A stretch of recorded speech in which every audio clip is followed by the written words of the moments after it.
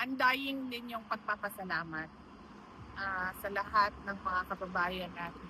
In fact, kanina, as you mentioned, to bring the message to him, sabi mo, hindi kayo susuko. So, pinaabot ko din sa kanya, sabi ko, nagsabi sila na hindi sila susuko.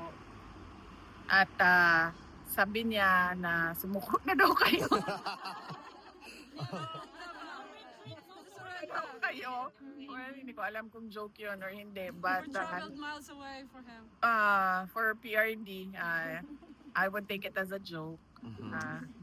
And of course, ako personally, yung lakas ko lang talaga galing talaga sa mga tao. Sa totoo lang, iniwan na siguro ako lahat ng mga kaibigan ko na politiko, pero hindi ako iniwan ng mga Correct. kababayan.